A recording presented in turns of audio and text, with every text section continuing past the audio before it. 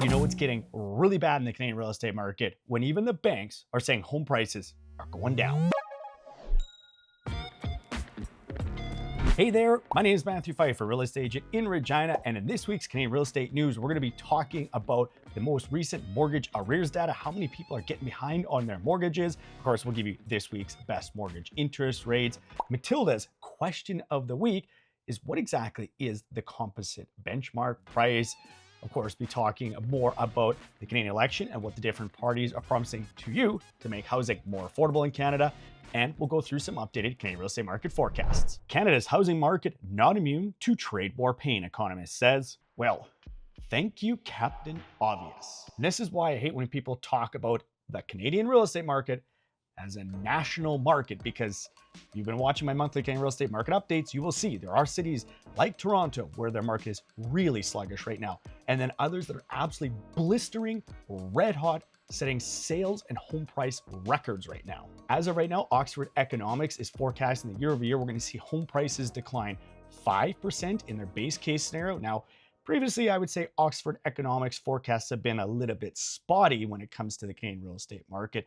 And as always, regionality matters. Probably going to see more of an impact in Ontario's real estate market than we might see in others in Canada. Interestingly enough, they are not saying that even with home prices dropping, housing will become even more affordable in Canada, because they're also expecting wages to drop, essentially offsetting the decline in home prices. But do you know what Donald Trump can't put a tariff on? A great agent recommendation for you, handpicked by me. If you look in the description of this video, you're going to see a link to my calendar where you can book me in for a call. Now let's get you up to speed on the most recent mortgage arrears data in Canada. This data comes from the Canadian Bankers Association, and as of January of this year, they're saying that approximately 0.22% of mortgages are in arrears. That's the same as last month. Remember, pre-pandemic, mortgage arrears hovered around 0.3 to 0.35%.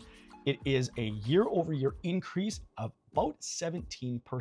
But there were a few things in this data that actually surprised me. As I've been tracking the year-over-year changes the last couple of months, we've actually been seeing this slowing down. Mortgage arrears is still increasing, but at a slower pace each subsequent month. A few months ago, we saw about a 25-26% increase year-over-year mortgage arrears, dropped to about 20% last month, and now we're down to about 17%.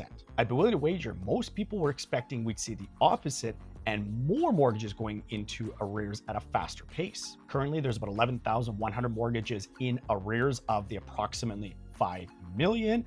We saw a month-over-month increase of about 172. A year ago, the month-over-month increase was 185. Interestingly, if you go back to 2019 in January, there was actually about 11,400 mortgages that were in arrears, and there was only about 4.7 million mortgages outstanding at that time. So there was actually a higher total number of mortgages in arrears back then, and a higher percentage as well. Basically, what I'm trying to say here is, despite all the headlines of how much mortgage arrears have increased recently, and they absolutely have, he said it, it is still well below what we saw in what I'm going to call the normal times of 2019. Mark Carney's Liberals unveil Canada's most ambitious housing plan since the Second World War. I am going to be doing a full video on this election and the different housing promises from each political party, so make sure you get subscribed for when that video comes out. I'm waiting till all the platforms are announced, and then we'll kind of do an analysis of each one individually. For now, we'll look at the promises that have been made so far, and we've got the Liberals and the NDP to talk about. I'm just going to quickly kind of go over what they have promised so far, and the link will be in the description below if you want to read these platforms more in depth yourself. Right now, the Liberals have released the most information. They're saying they're going to increase housing starts to over 500,000 per year, and the government of Canada is going to get back into building homes, not relying on the private sector entirely. The way they're going to get municipalities to reduce development charges is by paying them directly instead of municipalities charging developers, but this is only for the first 5 years. As we talked about last week, they're going to remove the GST for first-time homebuyers on new construction, and they're going to be bringing back a program from the 1970s called the MERB program, which was designed to get purpose-built rentals into the market, and it was actually very effective back then. One thing you're not going to see very much in this Liberal platform so far is anything for people actually looking to buy homes to live in.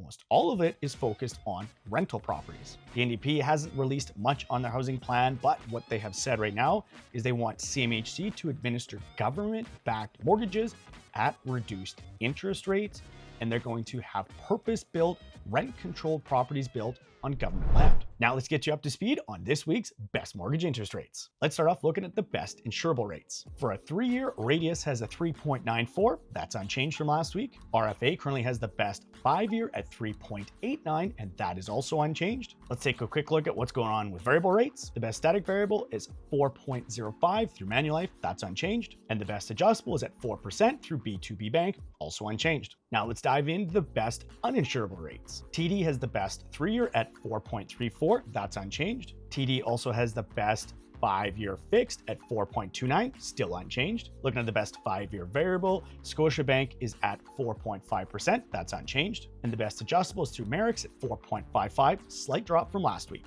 Let's take a look at the Big 5 banks' best 5-year insurable rates. No change in the leaderboard this week. CIB still in first place at 3.99, Bank of Montreal 4.25 in second place. In third place is RBC at 4.29.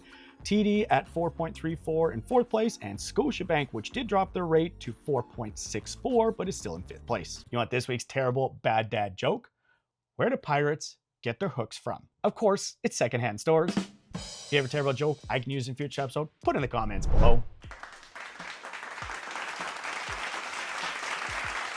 Could you remind me again what the composite benchmark price is? The Canadian Real Estate Association created their benchmark price as a way to more accurately track price changes than average price and median price do. What they did was create essentially a fictitious home that would have the typical set of features that a buyer would be looking for, and then track what happens in terms of price fluctuation for that type of property. While no price metric is going to be perfect, I use the benchmark price because I think it more accurately represents what I see day to day in the market, and it has less volatility compared to what you see when you look at, say, average price. There's 3 main categories for benchmark price: single family homes, apartments, and townhouses. And then you have the composite benchmark price, which is what I use in my monthly Canadian real estate market updates.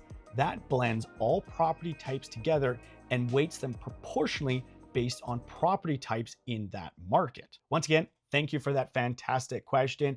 If you want to be on Matilda's question of the week, put your question in the comments below. Now let's take a look at TD's updated housing market outlook. And please do me a favor, never use a forecast as a determining factor whether you're going to buy or sell a house. Going into 2025, TD was projecting that the average price in Canada would increase 8% year over year. They've now done a complete 180 and are forecasting that the average national price is going to drop 3.5%. Holy hole in a donut! Thankfully, at least TD has broken this down regionally because, as you're going to see, there's a massive difference across the different provinces. BC will see average prices down 4%. Ontario will see the average price down 6.5%. New Brunswick will see their home prices increase 11%. Saskatchewan will also see their prices increase 10%. And Quebec will see home prices increase 7.5%. Because we're through the first quarter now, all the banks, real estate companies, etc., are going to be updating their forecasts, and I'll be talking about them as they get released. But I'm curious, what do you think is going to happen? Give me in the comments below what's going to happen with the national average or benchmark price, and if you want, break it down by region.